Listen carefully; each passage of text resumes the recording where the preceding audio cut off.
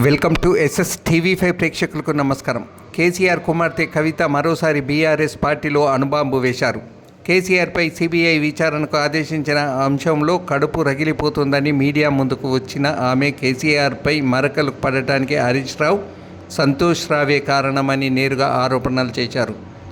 వారిద్దరూ తీవ్రమైన అవినీతికి పాల్పడడం వల్లనే ఈ పరిస్థితి వచ్చిందన్నారు. కేసీఆర్కు డబ్బు యావా లేదని, కానీ హరీష్, సంతోష్లు మాత్రం భారీగా అవినీతికి పాల్పడ్డారన్నారు. అందుకే హరీష్ రావును గతంలో కేసీఆర్ నీటిపారుదల మంత్రిగా తొలగించారని కూడా కవిత గుర్తు చేసుకున్నారు.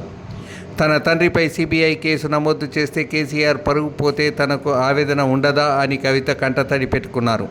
హరీష్ రావు, సంతోష్ రావు వెనుక సీఎం రేవంత్ రెడ్డి ఉన్నారని ఆరోపించారు. తాను ఇవాళ ఇలా మాట్లాడుతుంటే తన వెనుక ఎవరో ఉన్నారని ఆరోపిస్తున్నారని, నిజానికి వారే రేవంత్ రెడ్డితో కలిసి తన తండ్రిపై కుట్ర చేస్తున్నారన్నట్లుగా మాట్లాడారు. కవిత అమెరికా నుంచి వచ్చిన తర్వాత తెలంగాణ జాగృతి సభ్యులతో సమావేశమయ్యారు. హరీష్ రావు, సంతోష్ రావు వ్యక్తిగత స్వార్థం కోసమే అవినీతికి పాల్పడ్డారని మండిపడ్డారు. ఇద్దరు అధికారులు వందల కోట్లతో పట్టుబడ్డారని, వారి వెనుక ఎవరున్నారో తెలుచాలన్నారు. అవినీతి అనకొండల మధ్య కేసీఆర్ బలిపశువు అవుతున్నారని ఆవేదన వ్యక్తం చేశారామె. కేసీఆర్పై సిబిఐ కేసులు పెట్టే అంత పరిస్థితి వచ్చాక పార్టీ ఉంటే ఎంత, పోతే ఎంత అని ప్రశ్నించారు. ఈ కేసులో కేసీఆర్ కడిగిన ముత్యంలా బయటకు వస్తారని ధీమా వ్యక్తం చేశారు.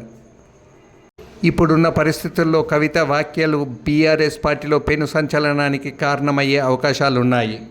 కొంతమంది కేసీఆర్ గారి పక్కన ఉన్నటువంటి వాళ్ళు కేసీఆర్ గారి పేరు చెప్పుకొని అనేక రకాలుగా లబ్ధి పొంది వారు చేసినటువంటి అనేక చెత్త పనుల వల్ల ఇవాళ కేసీఆర్ గారి పేరు బద్నామయ్యే పరిస్థితి వచ్చింది.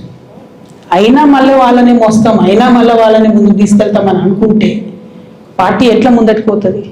ఒక బిడ్డగా నిజంగా నేను బాధపడతాను. ఇవాళ 5 సంవత్సరాలు ఇరిగేషన్ మంత్రిగా చేసినటువంటి హరీష్ రావు గారిది మేజర్ పాత్ర లేదా దీంట్లో? అందుకే కదా కేసీఆర్ గారు వారిని సెకండ్ టర్మ్లో తప్పించిండ్రు. ఈ మొత్తం కాళేశ్వరం ఎపిసోడ్లో కేసీఆర్ గారికి మరక అంటిందంటే 2-3 వ్యక్తులు కారణం. మాజీ రాజ్యసభ సభ్యుడు ఒకలైతే, హరీష్ రావు గారు ఒకలైతే, మెగా కృష్ణారెడ్డి గారు ఇంకోరు, మెగానో పోగానో ఏదో.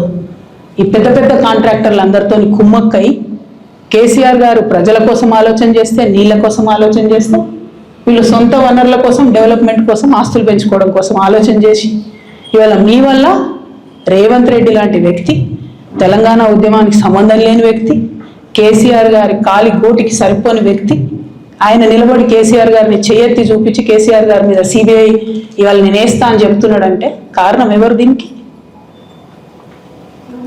నేను భరించిన ఇదే హరీష్ రావు గారు, ఇదే సంతోష్ రావు గారు అనేక కుట్రలు చేసినా కూడా భరించిన. నా మీద ఓపెన్గా మీడియా మిత్రులందరితో రకరకాల మాటలు చెప్తే కూడా నేను భరించిన. నా పర్సనల్ అటాక్కి నేను ఎప్పుడు కూడా వాళ్ళను ఇంతవరకు పేరు పెట్టి పిలవలేదు, మాట్లాడలేదు. ఫస్ట్ టైం చెప్తున్నా. నేను ఎందుకోసం చెప్తున్నా? కేసీఆర్ గారికి ఈ వయసులో సిబిఐ ఎంక్వైరీ ఏందండి? ఎందుకోసం ఆ కర్మ పట్టింది? ఎందుకు భరించాలి? ఇటువంటి వాళ్ళని చూస్తూ ఎందుకోసం ప్రొటెక్ట్ చేసుకోవాలి? బీఆర్ఎస్ పార్టీ తమలో కోపం రావచ్చు, కానీ వాస్తవాలు చేదుగున్నా అప్పుడప్పుడు మాట్లాడుకుంటేనే, మందు తీసుకుంటేనే ఆరోగ్యం మంచిగా అవుతుంది.